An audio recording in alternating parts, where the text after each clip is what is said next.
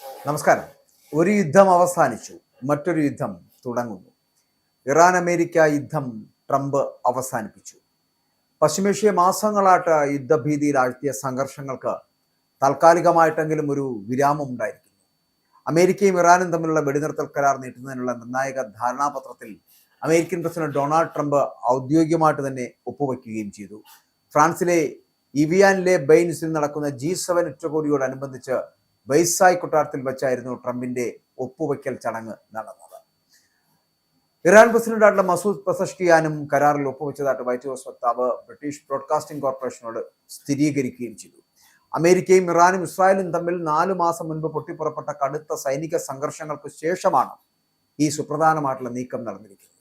കരാർ പ്രാബല്യത്തിൽ വന്നതോടെ മാസങ്ങളായി അടഞ്ഞുകിടക്കുന്നതും ആഗോള എണ്ണ വ്യാപാരത്തിന്റെ ജീവനാഡിയുമായിട്ടുള്ള ഹോർമൂസ് കടലിടുക്ക് വാണിജ്യ കപ്പലുകൾക്കായിട്ട് ഉടൻ തുറന്നു കൊടുക്കും. 14 പ്രധാന നിർദ്ദേശങ്ങൾ അടങ്ങിയ ഈ കരാർ പൂർണ്ണമായിട്ടും പ്രകടനക്ഷമത അടിസ്ഥാനമാക്കിയതുള്ളതാണ് എന്നും ഇറാൻ തങ്ങളുടെ വാഗ്ദാനങ്ങൾ പാലിച്ചാൽ മാത്രമേ ആനുകൂല്യങ്ങൾ ലഭിക്കൂ എന്നും അമേരിക്കൻ ഭരണകൂടം വ്യക്തമാക്കിയിട്ടുണ്ട്.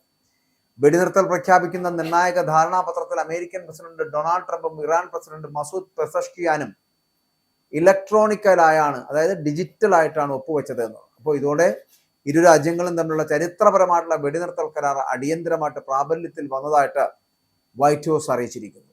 അമേരിക്കയും ഇറാനും ഇസ്രായേലും തമ്മിൽ 4 മാസം മുൻപ് പൊട്ടിപ്പുറപ്പെട്ട കടുത്ത സൈനിക സംഘർഷങ്ങൾക്ക് ശേഷമാണ് ഇങ്ങനെ ഒരു സുപ്രധാനമായിട്ടുള്ള നീക്കം ഇസ്ലാമാബാദ് ധാരണാപത്രം എന്ന് പേരിട്ടിരിക്കുന്ന ഈ കരാർ ഒപ്പുവെച്ചതോടുകൂടി മാസങ്ങളായി അടഞ്ഞുകിടക്കുന്നതും ഒപ്പം തന്നെ ആഗോള എണ്ണ വ്യാപാരത്തിന്റെ ജീവനാഡിയുമായിട്ടുള്ള ഹോർമൂസ് കടലെടുക്ക് വാണിജ്യ കപ്പലുകൾക്കായിട്ട് തുറന്നു കൊടുക്കാനും പോകുന്നു.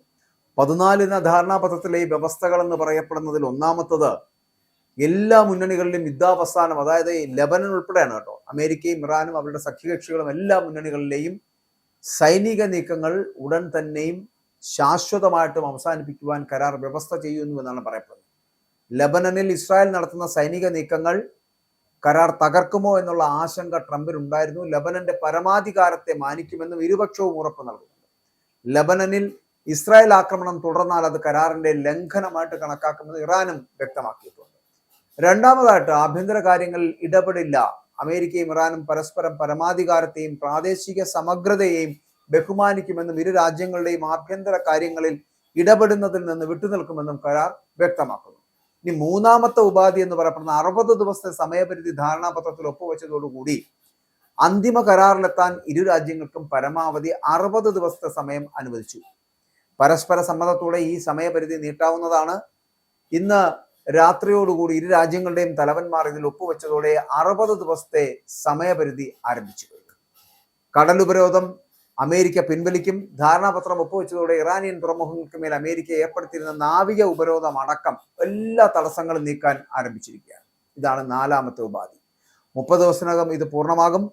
അന്തിമ കരാർ ഒപ്പുവെച്ച് 30 ദിവസത്തിനകം തന്നെ ഇറാൻ അതിർത്തികളിൽ നിന്ന് അമേരിക്കൻ സൈന്യത്തെ ഫെബ്രുവരി 28 മുൻപുണ്ടായിരുന്ന പഴയ സ്ഥാനങ്ങളിലേക്ക് പിൻവലിക്കുമെന്നും പറയുന്നതാണ് 4 വ്യവസ്ഥകൾ. ഇന്ന് 5ാമത്തെ വ്യവസ്ഥ എന്ന് പറയപ്പെടുന്നത് ഹോർമൂസ് കടലിടുക്ക് തുറക്കും. കരാർ ഒപ്പുവെച്ചതോടെ ഹോർമൂസ് കടലിടുക്കിലൂടെ വാണിജ്യ കപ്പലുകൾക്ക് യാതൊരുവിധ ഫീസും ഈടാക്കാതെ സുരക്ഷിതമായിട്ട് കടന്നു പോകുവാൻ ഇറാൻ സൗകര്യമൊരുക്കാൻ പോകുന്നു. മൈനുകൾ നീക്കം ചെയ്യുന്ന അടക്കമുള്ള സാങ്കേതിക തടസ്സങ്ങൾ മാറ്റി കപ്പൽ ഗതാഗതം ഉടൻ പുനഃസ്ഥാപിക്കും. ദീർഘകാലാടിസ്ഥാനത്തിൽ ഒമാൻ ഉൾപ്പെടെയുള്ള ഗൾഫ് രാജ്യങ്ങളുമായിട്ട് ചേർന്നുകൊണ്ട് കടലെടുക്ക് നിയന്ത്രിക്കുവാൻ ഇറാൻ പ്രത്യേക സംവിധാനങ്ങൾ ഉണ്ടാക്കും.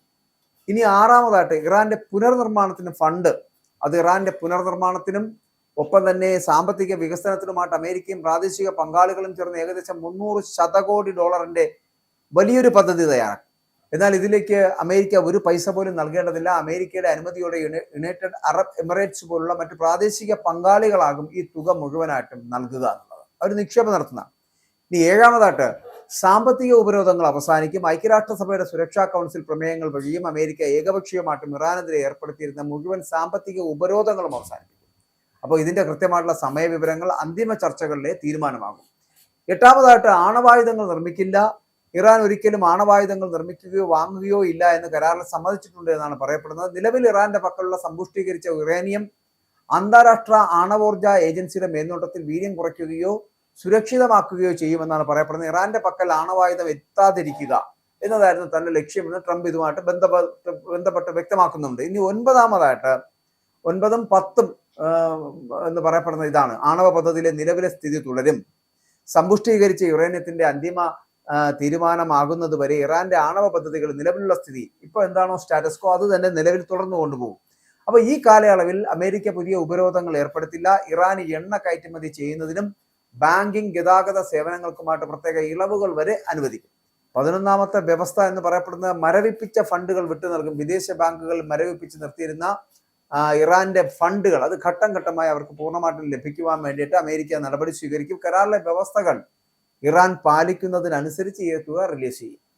ഇനി പറയുന്ന 12, 13, 14 വ്യവസ്ഥകൾ എന്ന് പറയപ്പെടുന്നത് നിരീക്ഷണ സംവിധാനവും അന്തിമ ചർച്ചകളും ധാരണാപത്രത്തിലെ വ്യവസ്ഥകൾ ഇരു രാജ്യങ്ങളും കൃത്യമായിട്ട് പാലിക്കുന്നുണ്ടോ എന്ന് നിരീക്ഷിക്കാൻ ഒരു പ്രത്യേക സംവിധാനം രൂപീകരിക്കും.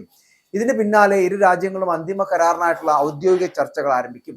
ഈ അന്തിമ കരാർ ഐക്യരാഷ്ട്രസഭയുടെ സുരക്ഷാ കൗൺസിലിന്റെ ഔദ്യോഗികവും നിയമപരവുമായിട്ടുള്ള പ്രമേയത്തിലൂടെ പിന്നീട് സ്ഥിരീകരിക്കുകയും ചെയ്യും.